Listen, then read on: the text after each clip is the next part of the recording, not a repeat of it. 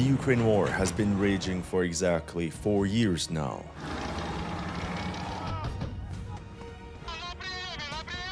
And I think the most controversial topic of this conflict is how many soldiers have actually fallen on both sides. It's a radioactive subject, one that is politically charged, practically career-ending, and guaranteed to upset everyone. So I decided to jump right into it. Everyone claims their side is winning, and most numbers out there are widely inflated or suspiciously low. And they're never backed by actual data, it's all speculation. It was time to intervene and put an end to this madness. Madness and stupidity. So I spent months doing just that and building my own Ukraine war losses project. Nothing says healthy hobby like analyzing entire databases full of casualties. I felt like this guy from All Quiet on the Western Front. It was truly depressing. As you can imagine, the final figures tell a brutal story. Essentially a terrible war of attrition. Are you ready to get upset? Because here's the scoreboard. Yeah, well, no spoilers, but all I can tell you for now is that the ratio is 1-to-1 between Ukraine and Russia. HistoryLegends claiming 1-to-1 casualty ratio is the reason I stopped giving him any credence on the subject of this war. Claiming 1-to-1 casualties ratio is borderline delusional.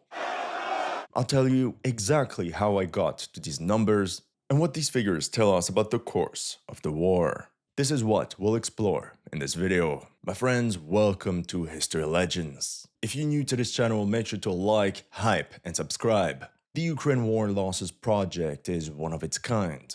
A side-by-side comparison of confirmed Ukrainian and Russian military fatalities since 2022.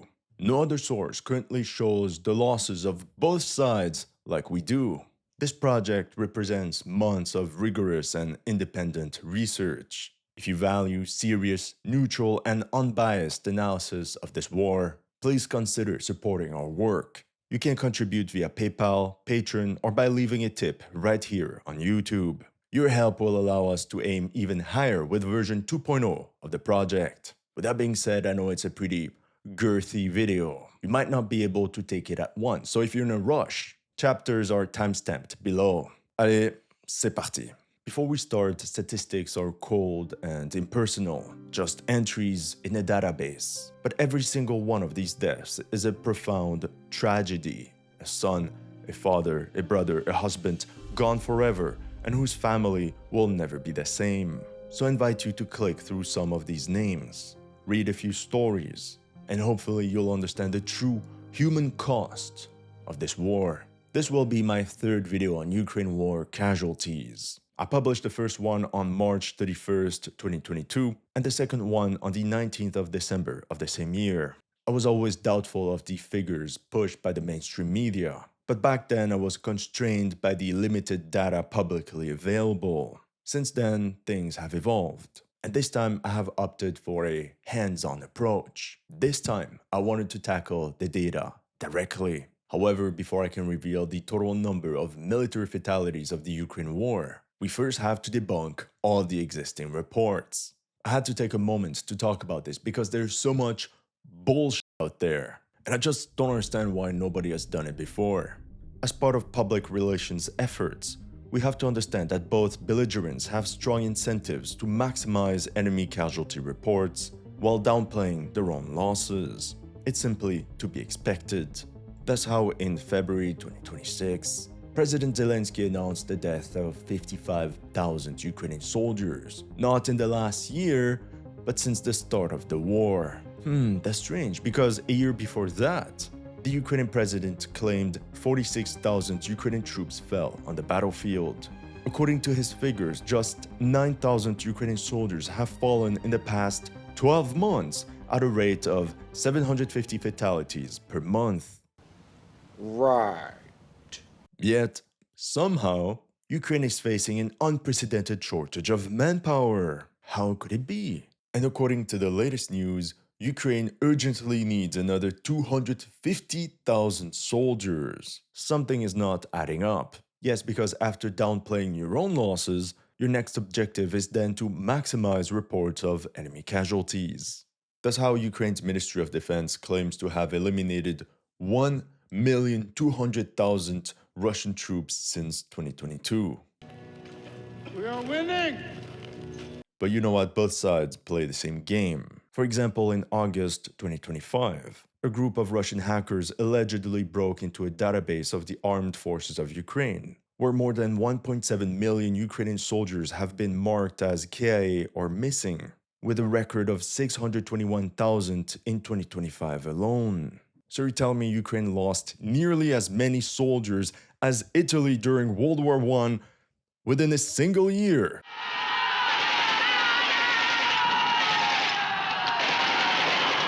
Press X for doubt. And what's the data they provided as proof? These random images. This doesn't prove anything. Those are literally just PNG files. This is not a breach by Russian hackers, this is the work of the Russian Photoshop brigade.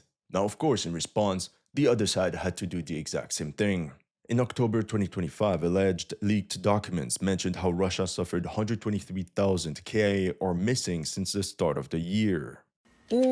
These figures were so off that even the BBC-funded Mediazona had to jump in to set things straight.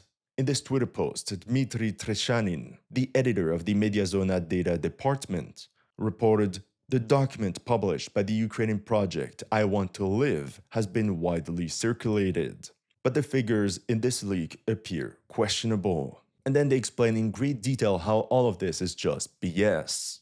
Then in November, Russian state media TASS announced that the armed forces of Ukraine lost 1.5 million people KIA or wounded since 2022, of which a staggering 450,000 in 2025 alone. Okay, hold on a second. The fake numbers of the Russian government don't match the fake numbers of the Russian hackers, to which Ukraine responded with more inflation. That's how Ukraine's Minister of Defense stated that 35,000 Russians were KIA in December 2025 alone. And of course, all verified on video. And those are just the fatalities from drone strikes. The real number's much higher. Alright. As a wrap-up, all these figures are purely meant for propaganda purposes, to demoralize the enemy and to convince your own population that you're winning. Oh yeah, before I forget, I wanted to show you this. Recently, there was also Stanislav Bunyatov, a squad commander of the 24th Assault Battalion Aidar. He believes the real number of Ukraine's military deaths is 5 times higher than the 55,000 announced by Zelensky. That would mean 275,000 Ukrainian soldiers KIA. We should remember that this estimate appears to be driven more by emotion than by verified data. We always have to be very careful as to what individual soldiers say, because their scope of the entire battlefield is actually very limited. With that being said, it's possible that his perception comes from seeing his battalion being replenished nearly 5 times since the start of the war. We don't know. He just feels that the official figures are too low. And yeah, he's right. At the same time, the former chief of Azov believes Ukraine's official announcements on Russian casualties are way too high. Думаєте, ця цифра набагато менша? Я думаю, вона набагато менша. He's definitely onto something. Oh, now let's talk about the think tanks, the big brains. We can mention how the New York Times cited with great praise the Center for Strategic and International Studies, which claimed, wait for it, that 1.2 million Russian troops and close to 600,000 Ukrainians had been KIA, wounded, or missing, meaning a ratio of 1 Ukrainian for 2 Russian casualties. Upon reading this, I went directly to CSIS and read through the report. The original source. In there they wrote, the analysis has several main findings. Russian forces have suffered approximately 1.2 million casualties and as many as 325,000 killed since February 2022. Okay, and I guess for such a renowned think tank like the Center for Strategic and International Studies, that they would lay out clearly how they got to these figures, right? And then I found how they got to these figures. And here we go. according to CSIS estimates. What? Is this a joke? Because we say so. Are these 1.2 million Russian casualties in the room with us right now?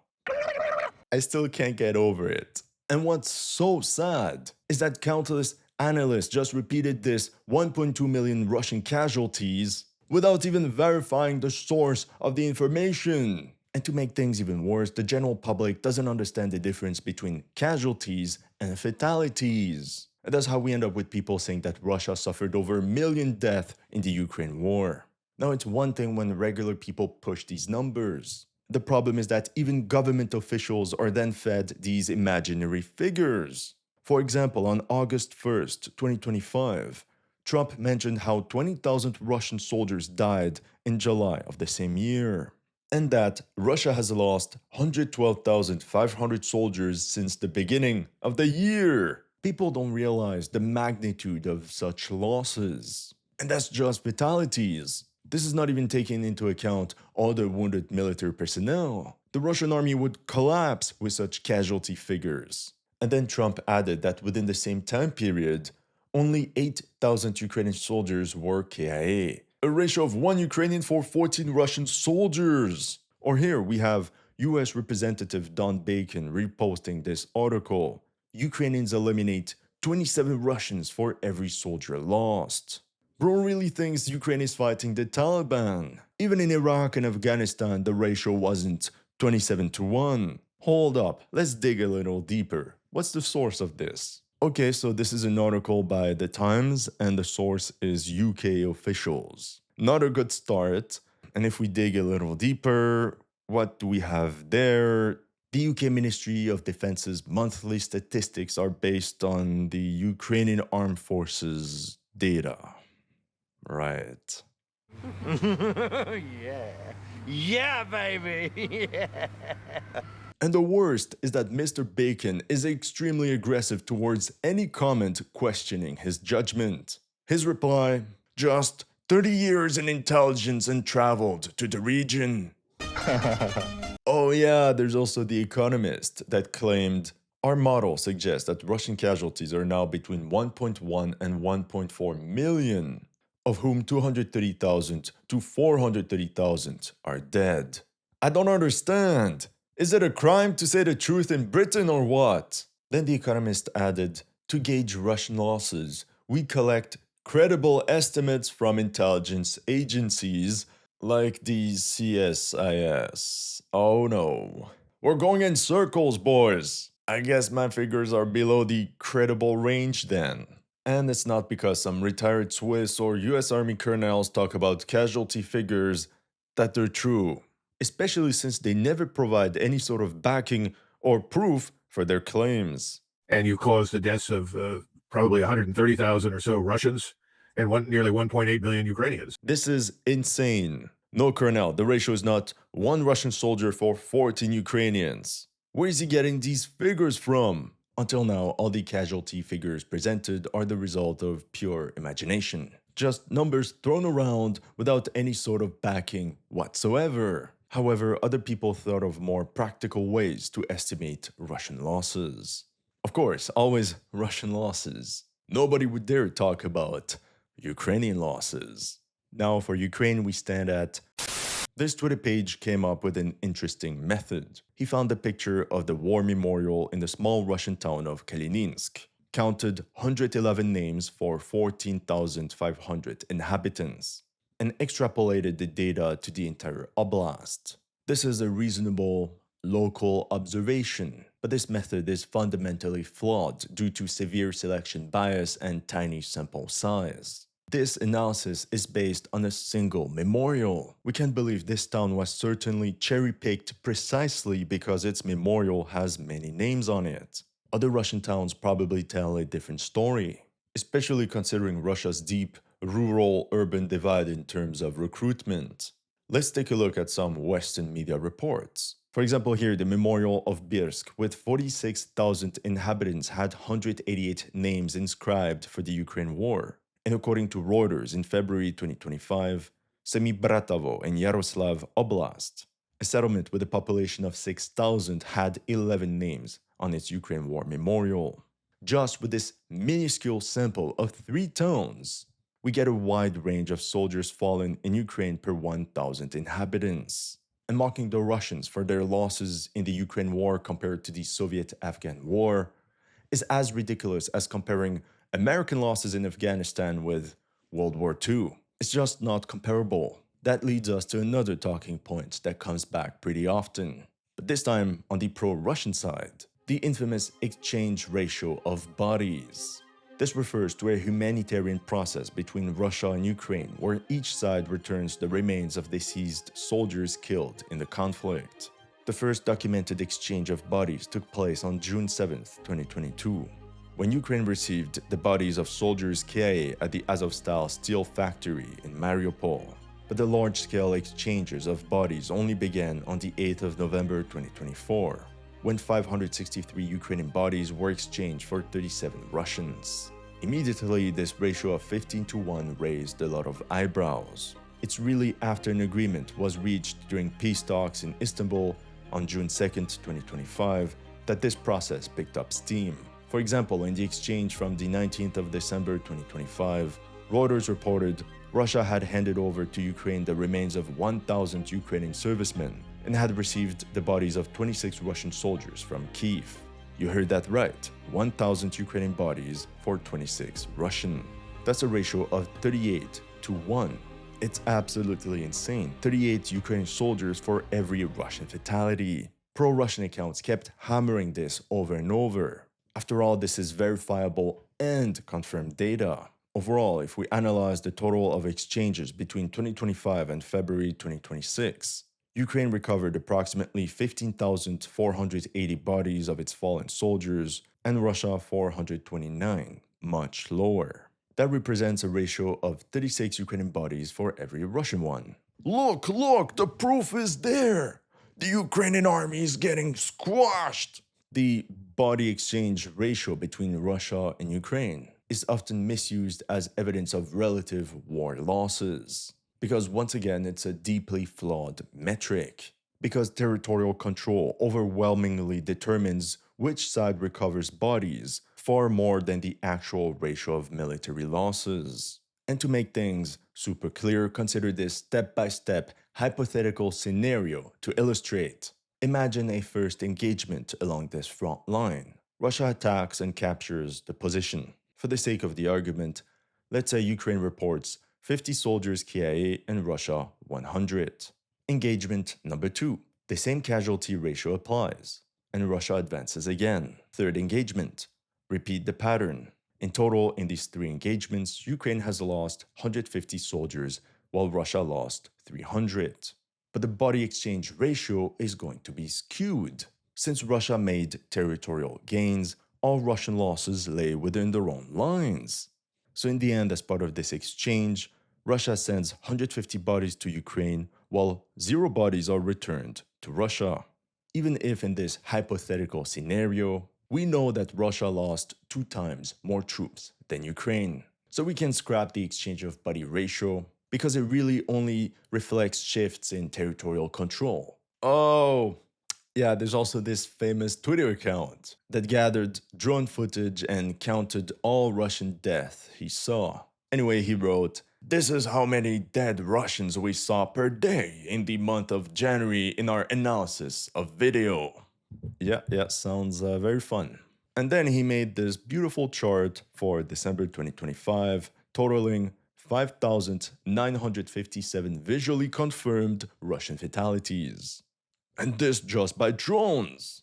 To which he added, "We do not count people who die in a vehicle, collapsing buildings, exploding dugouts, etc., unless their body is visible. It is not an estimate, just KIA Russians in public videos."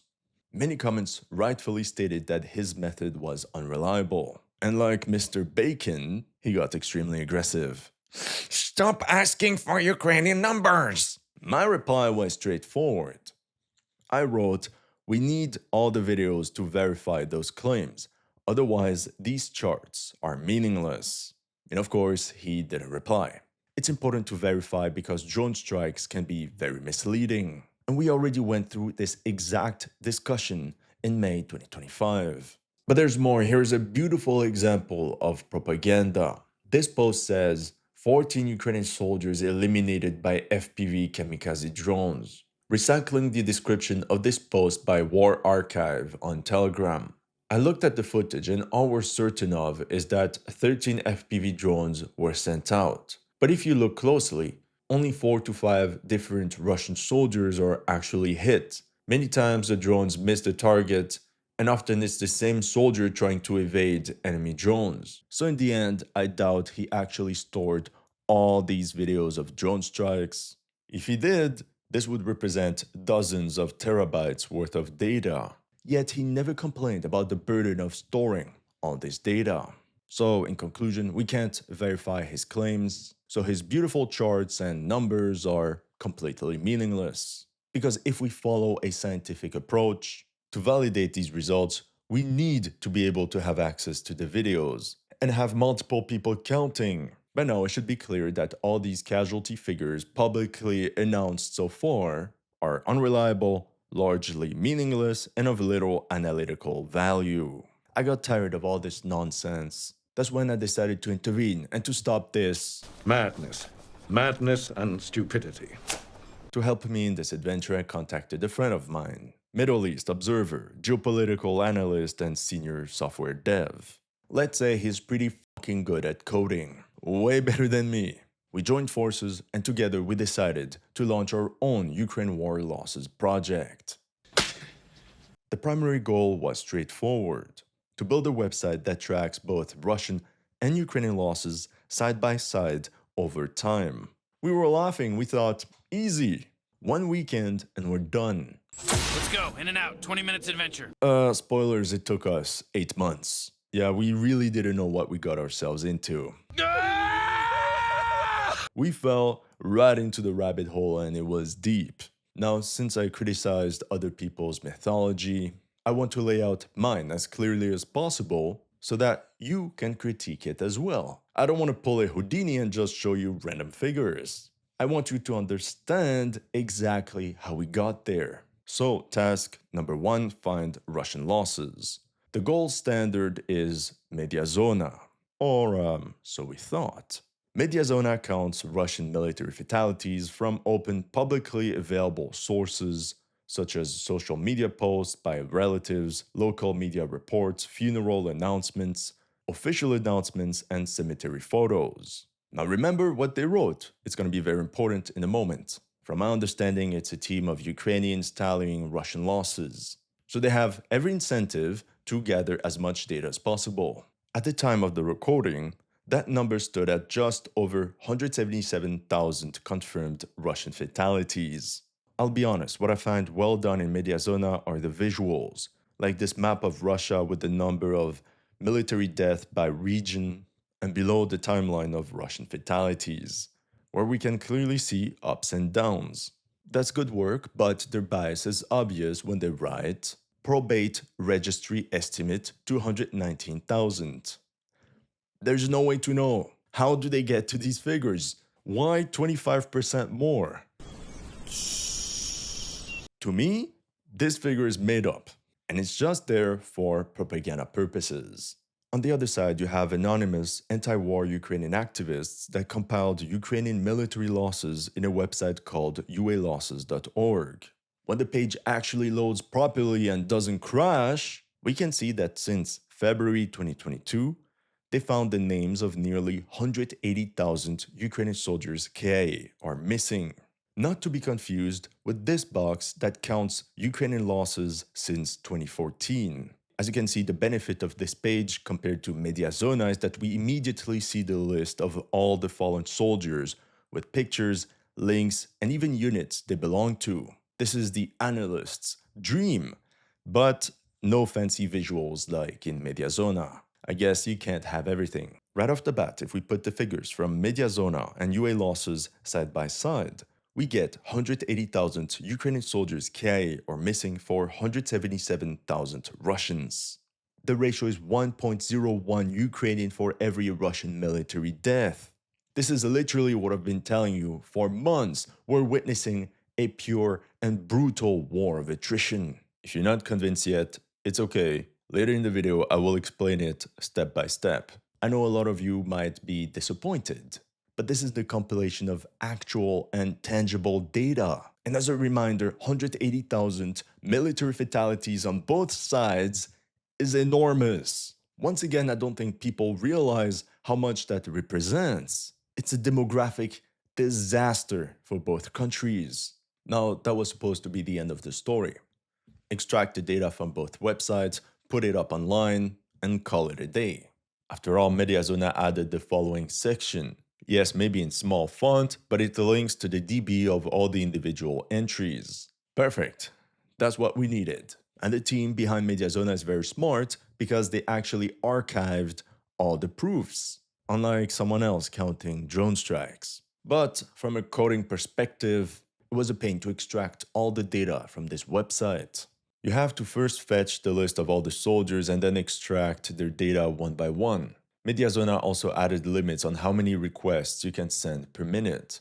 So imagine the time needed to retrieve the data for tens of thousands of individuals. It would take way too long and with no guarantee of success.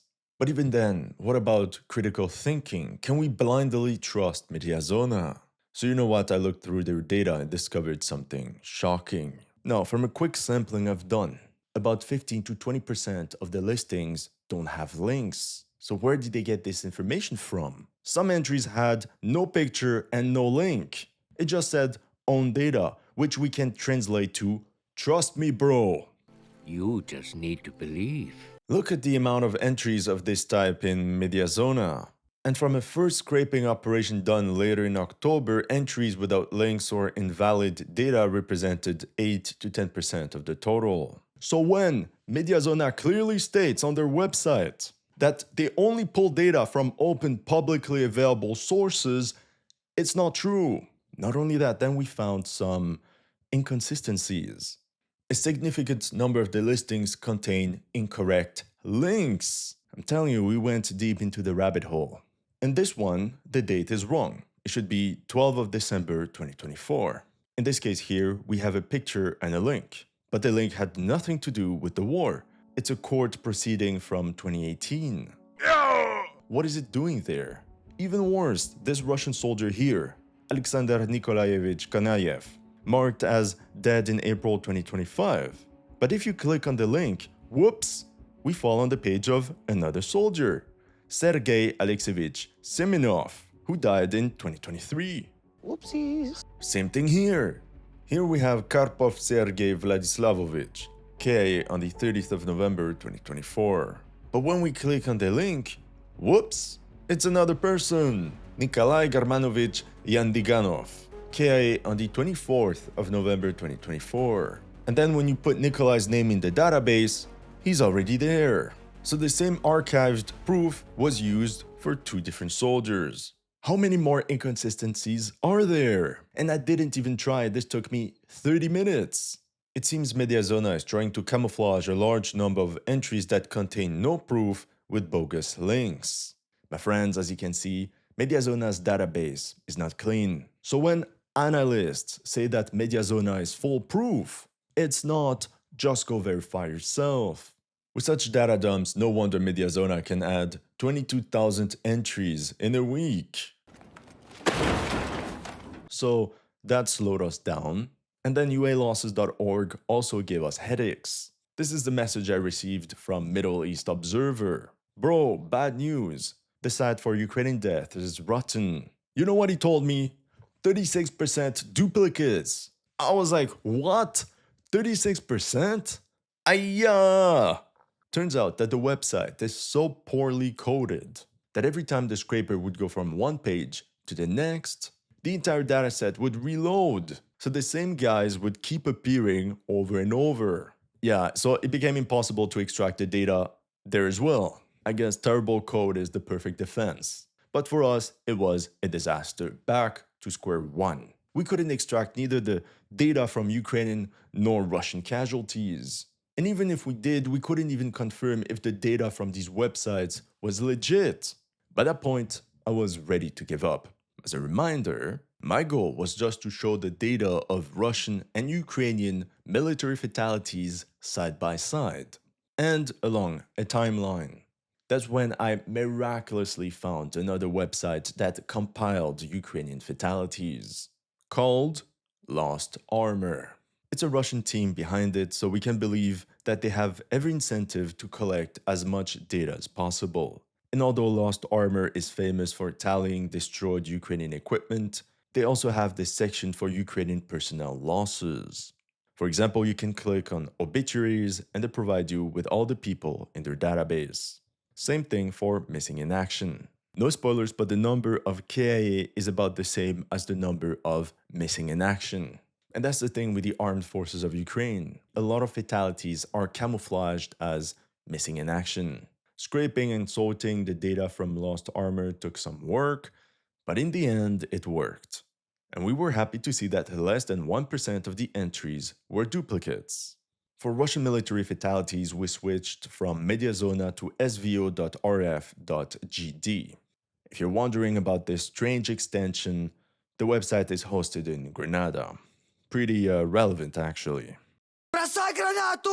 The benefit of this page is that we could click and easily verify each reported Russian death individually. From a quick sample I did, I noticed about 10% duplicates. A typical example of a duplicate would be the same soldier being reported as KIA both on Telegram and on VK. But what Middle East Observer liked about this website is that the formatting of the data made it very easy to run the scrapers.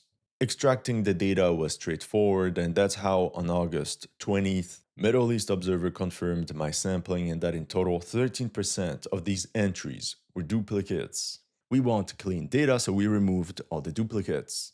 I can tell you that we were pumped. The website was almost done, and that's how I could present you with the following figures for the summer 2025 campaign. But what I can tell you for now is that between May 20th and the 30th of September, Ukraine suffered about 17,000 fatalities, while Russia lost 15,500 KIA, nearly a 1-to-1 ratio, 1.1 to be precise. But I also stressed the fact that this was work in progress, and that these numbers would have to be refined. And we did. So since then, for the summer of 2025, we now stand at 16,200 verified Russian fatalities for 19,100 Ukrainian, or a ratio of 1 Russian for every 1.18 Ukrainian. So for everyone saying that Russia's summer campaign was a complete failure, according to our data, Russia suffered less losses than Ukraine and gained 2 times more ground than in 2024. It was certainly not a spectacular win for Russia, but it wasn't a disaster either. But then we faced a new set of challenges that forced us to a full stop. Again! First, according to SVO Grenada, Russian fatalities exploded between September and November. I'm talking massive spikes, 8,000 to 9,000 fatalities per month. The ratio of losses that remained close to 1-to-1 for much of the war suddenly exploded and reached 2 Russians for 1 Ukrainian. What happened? From an analytical standpoint, I had to find an explanation. Obviously, my first guess was the increase of Ukrainian drone strikes. I believe the latest Russian gains just came at a much greater cost than in the past. But something didn't feel right. But regardless, we want to publish the website. So for weeks, we worked with this data. One of the features I wanted was a graph that showed monthly Russian fatalities per territory gained in square kilometers, because there were so many BS articles pushing the most absurd figures. Here the Washington Post reported, in the past 2 years, Russia has taken 1% of Ukrainian territory at a cost of 157 dead per square kilometer. I guess my figures tell a completely different story. More on that at the end of the video. So during the fall of 2025, I nerded around a bit with basic statistics. Nothing fancy. Between January and December 2024, I found that the adjusted R-square coefficient was 0.751, meaning 75% of fatality variation could be explained by Russian advances. That's a strong correlation. However, when I added in 2025, the R-square coefficient dropped to 0.266. Anything below 0.5 is considered to be weak, so 0.266 means there's no correlation at all. That was weird because the Russians made more territorial gains in 2025 than in 2024. So then what I did, I segmented the chart and then did the full period excluding September and October 2025. And then the coefficient increased back to 0.583. So the problem was specifically the data that started in September. That's when the R-square coefficient would crash every time. And at the same time, I was thinking maybe there's just no correlation between Russian losses and territorial gains. Yeah, that was very confusing. I just couldn't put my finger on what happened specifically in September that could lead to such results. Who knows, maybe the AFU just became much better at defense. But then we noticed there were also unusual spikes in July. You know, we worked on this project on the side, whenever we had free time available. So by that time, it's December. And I don't know why we didn't do it before, but we decided to check the entries of the database. We clicked on a few links at random just to verify, and the data that was so clean in the past suddenly turned into a complete mess. Check out this. This Russian soldier was marked as KIA in November 2025, yet when you click on the link, the text says that he was last contacted on the 17th of March 2024. And for this guy here, it's even worse. There's no indication at all that he was either soldier or casualty. It's just a random VK post. Whoever ran this website did one crazy data dump after another. Middle East Observer contacted me and said that the data from the second half of 2025 was just unusable. It was trash. As you can see, I stayed very calm when he announced this to me. Son of a... We could either leave everything as is, hoping that nobody would notice, or take the hard path and sanitize the database. So we picked option 2. Yeah, so much fun, yeah. By playing with JSON files, we found that 9,000 entries between July and December had no dates. That meant that technically 1/3 of these Russian fatalities could be thrown out. But this was a bit drastic, so instead of doing this, we refined the scrapers. We ran 10 of them in parallel, used AI to analyze each link individually, to verify in the text box the actual age of death. And since sometimes there was no text, we used OCR tools to detect text on pictures. In the end, it was really challenging, but we successfully cleaned and sorted through the majority of these entries. And I think we can improve this even further in the upcoming version 2.0. I'm aware this project took many months, much longer than expected. But you saw what Middle East Observer and I went through. I believe it was important for you to see. It took us so long because the objective of this project was to provide you with the most accurate figures, because that's what you deserve. Unlike the others, our goal is not to push an agenda. So, thank you for your patience. In the end, as of February 2026, the Russian Federation lost 155,800 soldiers KIA or missing since the 24th of February 2022. Those are all confirmed and verified fatalities with date of death, or soldiers that have been missing in action for a while and now believed to be dead. And of course, with all duplicates removed. Now you will notice that our figures are lower than the ones from Mediazona. This 15% difference results from applying stricter criteria when deciding which entries to include. And as a reminder, Mediazona has about 15% of its data that cannot be verified as it comes from insider sources. Now for Ukraine, we stand at 170,500 fatalities or missing in action. This is also lower than the figures from UALosses.org. Essentially, for both sides, we decided to be on the more conservative end. So yeah, those are the final results of our project. There's no speculation, no extrapolation. This is as far as we can go with OSINT. And to be fully transparent, we remain limited by the scope and reliability of the websites collecting all this data. There are some interesting anecdotes. Someone told me his cousin in Russia was marked as missing in action and believed to be KIA by one of these websites. probably through information by some relatives. Turns out the cousin resurfaced a couple days after the post was made. Another had his brother-in-law marked as KIA in 2024. Very strange considering they had dinner together a week ago. And look, as I was working on this video, new data came up, so it's really a work in progress. Now, if you want to access this website directly, you can click the link in the description below or simply type UkraineWarLosses.org in your browser. Actually, I invite all of you to test if the website loads properly, to test every feature, and let us know in the comment section below if you find any bugs, or if you think of ways of improving UX. Relentless research went into this project. Hours of scraping, verifying, cross-checking, and cleaning the data so you don't have to. If you believe serious, independent analysis matters, consider supporting us below. You can contribute via PayPal, Patreon, or here on YouTube by leaving a tip. Your support will help us cover hosting costs, keep this data publicly available and updated for years to come. And this is only the beginning, because version 2.0 is already in progress, with even more exciting features, but more on that at the end of the video. So thank you to everyone for your support. One of the features I absolutely wanted to display was the ratio of losses. That's why here we can clearly see 1 Russian for every 1.1 Ukrainian fatality. It's literally 1-to-1. I'll repeat, this is not based on extrapolation or some model. The figures come directly from compiled databases that were cleaned and verified. As a matter of fact, the 1-to-1 casualty ratio is also the conclusion of the war movie Best in Hell.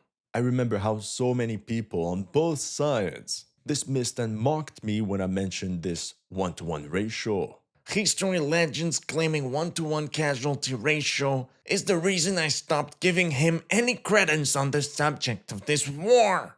Sorry, but this guy has lost what little respect I ever had for him. So to be clear, this is not speculation. Those are the final results of the project we ran for months using advanced coding. Nobody has done anything like this before. Now, like I told you earlier, I understand that a ratio of 1-to-1 can be shocking for some of you, especially with all the propaganda on both sides. To be honest, it was also a surprise for me. My initial hypothesis was that Russia's firepower advantage, such as artillery, MRLS, aviation, FAB bombs, mortars, etc., would result in a ratio of losses much more favorable for the Russian armed forces. Using a scientific approach, I can tell you that my hypothesis was invalidated by the results of the project. And it's okay, what matters is the truth. But to make things clear, a 1-to-1 casualty ratio is disastrous for Ukraine because we're witnessing a classic war of attrition, where Russia holds a decisive advantage in manpower potential. Ukraine simply cannot afford to lose soldiers at the same rate as Russia without eventually running out of soldiers first. One counter-argument of the 1-to-1 ratio that I often hear online is that Russia should have more losses because the attacker suffers higher casualties than the defender. Okay, but based on what metrics? This is not Hollywood. For example, during Operation Desert Storm, the US and its allies from the coalition were on the offensive, yet they inflicted over 100 times more casualties on the defending Iraqi forces. Why? Because the key point is firepower. This is what determines the losses. And even then, although it's true that Russia is operationally on the offensive, when we zoom in, it's much more flexible. We can observe a series of attacks and counterattacks at the tactical level from both sides. Turns out when firepower is near parity, the ratio of losses tends to converge towards 1-to-1 as well. For example, we often compare the Ukraine war to World War I. Well, during the Battle of Verdun in 1916, despite being initially on the defensive, the French army suffered more losses than the Germans. The official figures are 163,000 deaths for France and 143,000 for Germany, or a ratio of 1.14 French death for every German fatality. But then again, it's basically 1-for-1, with a little advantage for Germany due to their extra firepower. Even during the Battle of the Somme, when the Allies were in full offensive mode, charging German machine gun nests over and over again, due to German counterattacks, In the end, the ratio was 1 German casualty for 1.3 for the Allies. Once again, only a slight advantage for Germany. This is what a high-intensity positional war of attrition looks like. Now, I know what some of you will say, Russia's firepower is much greater than Ukraine's. Certainly, but let's take the Battle of Normandy as an example. We can all agree that the Allies benefited from total air supremacy, plus hundreds of warships, as well as a massive superiority in artillery. Thus, the total firepower greatly favored the Allies. Yet, if you look at the total combat casualties of the ground forces, meaning KIA, wounded and missing in action, excluding prisoners of war, the Allies suffered 209,000 casualties and the Germans about 220,000. A 1-to-1 ratio despite all the firepower of the Allies. Same thing in the Pacific at Iwo Jima, where American troops suffered 26,000 combat casualties for 20,000 Japanese, or a ratio of 1.3 American for 1 Japanese. Despite once again a total firepower advantage in air, naval, and artillery for US forces. Turns out overwhelming firepower doesn't always translate to drastically lower casualties for this side with superiority, but it does translate in whether battles are won or lost. Now that this is settled, onto the next feature. Since we spent so long on this project, I thought might as well do something interesting with all this data. Yeah, because right after my autistic fascination for battle maps, the second one is graphs. On the website, right under these casualty figures, there's this beautiful graph of both Russian and Ukrainian fatalities over time. And it's interactive because you can select this on a monthly, weekly, or daily basis. If we take a closer look at the monthly graph, you can observe clear but uneven oscillations, which is a typical pattern in war. You'll notice the same thing during World War I and World War II. There's always ups and downs in the level of fighting. For example, during the final months of the Battle of Bakhmut, we can observe how the Russians suffered slightly higher losses, which corresponds to Prigozhin's complaints. And yes, these casualty figures include the Wagner PMC as well. But even then, the difference remains very slim, especially during the months of January, March, and April 2023, where the ratio of fatalities between Ukraine and Russia was literally 1-to-1 on the dot. According to pro-Ukrainian sources, during Ukraine's 2023 summer counteroffensive, the Russians lost 3 times more men, despite being on the defense in highly fortified positions. What are the end results? Another feature we developed allows you to select a specific range in the timeline. According to our data, during this period, we have 10,950 fatalities for Ukraine and about 8,300 for Russia, or a ratio of 1 Russian for 1.32 Ukrainian. And if we look at the period specifically between July 1st and August 31st, the ratio is 1 Russian for 1.62 Ukrainian. That's a period when Ukraine was launching frontal, desperate assaults against fortified Russian positions. And it shows in the data. But to be clear, the ratio is also not as disastrous as per pro-Russian sources. Then on the timeline, we can observe how fatalities on both sides remained stable during the Battle of Avdiivka,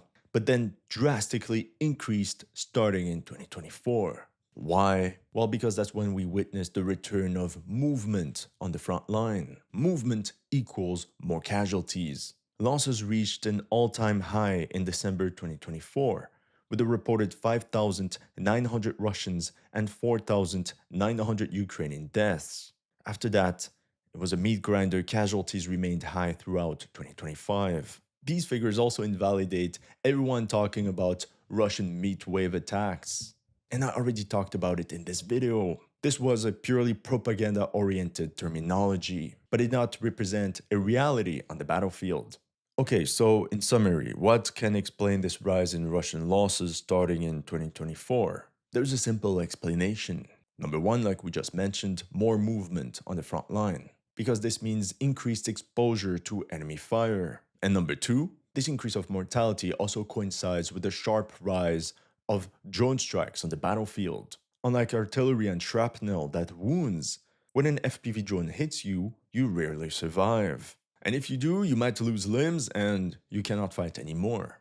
Without even talking about the number of wounded soldiers finished off by drone operators. So according to me, this suggests that starting in 2024, the ratio between the number of soldiers KIA and wounded began to narrow. A lot of soldiers that should have been wounded and that could recover from their injuries are now immediately KIA. And that's how we can observe increased mortality on the battlefield in 2024 and 2025. And as you can imagine, this increases the demand in in manpower for both sides. So this is going to be one of the key aspects of the war in 2026. One important point, the fatalities of the last month or two are always going to be lower since we don't have access to all the reports yet. You see, it kind of falls down. It's going to take time to fill up. This is not real-time reporting, okay? Another feature on the UkraineWarLosses.org website lets you quickly select annual losses using these buttons. For example, in 2023, Ukraine lost 35,500 men. In 2024, it increased to 50,000. And in 2025, it increased yet again to 56,000 fatalities. We also added buttons for the large battles of this war like Bakhmut, which spanned from July 2022 to May 2023.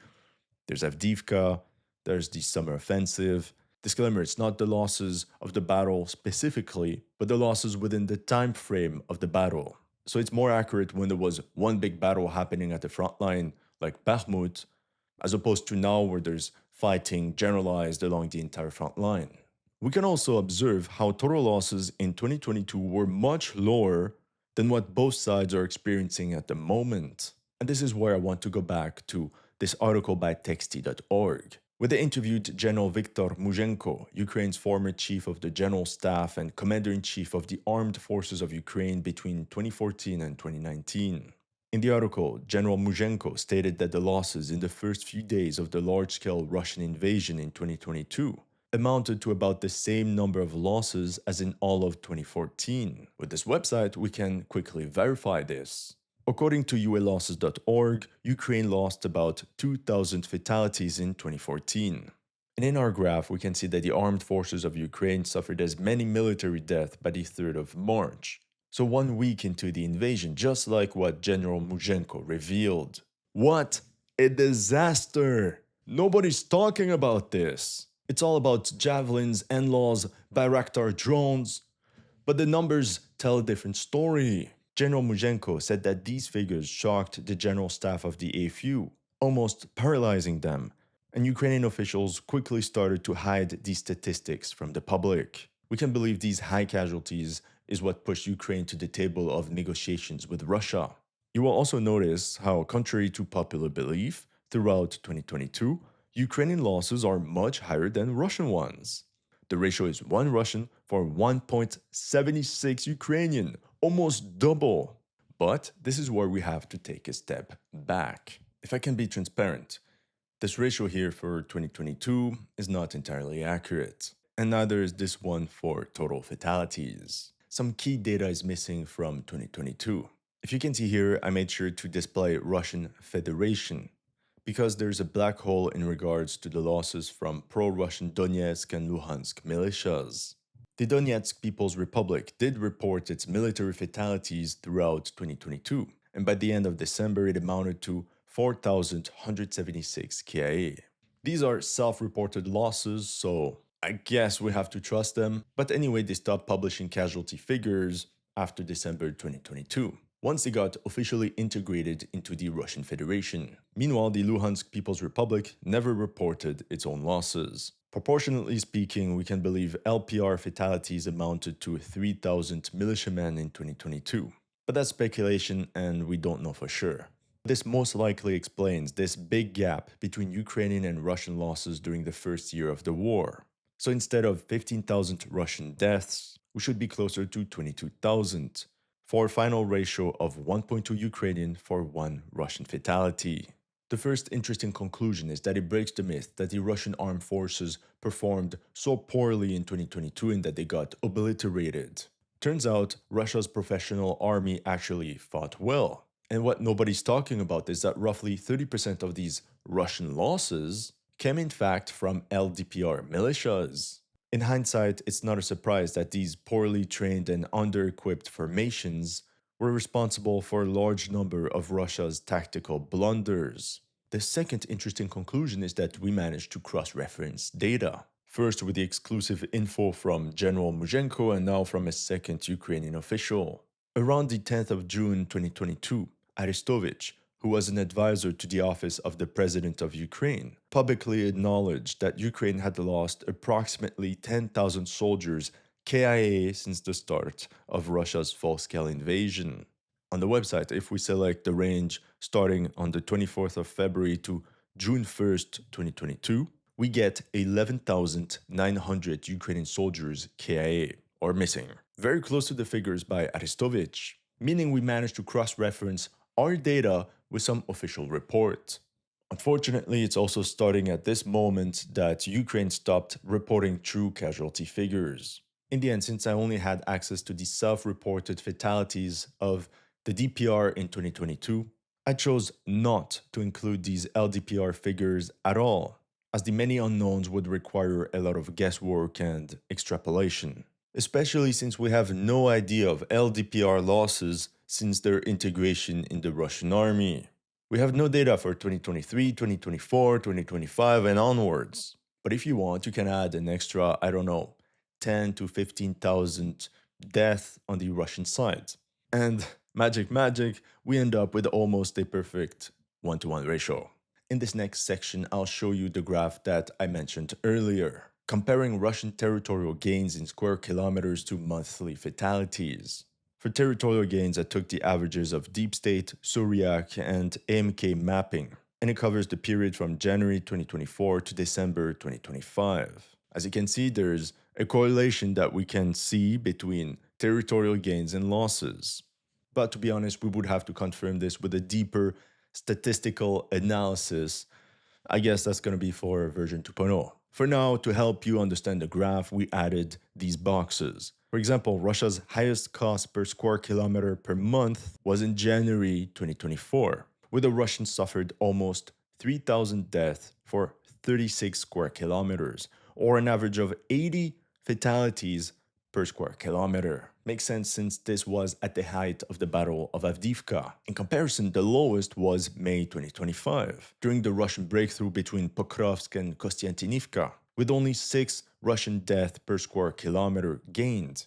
And overall, we can clearly see that it fluctuates depending on the situation of the battlefield. Doing this reminds me of the demos I had to go through in front of my software engineering teachers. I'm smiling right now, but I still have nightmares from these demos. The last section of the Ukraine War Losses project is dedicated to foreign volunteers that fell on both sides.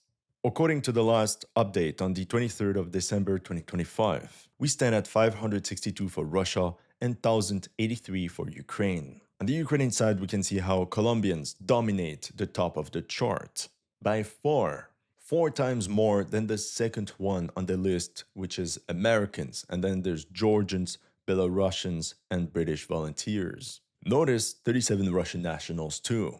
I guess that's the entire Freedom of Russia Legion. Yeah, and we have French Foreign Legion.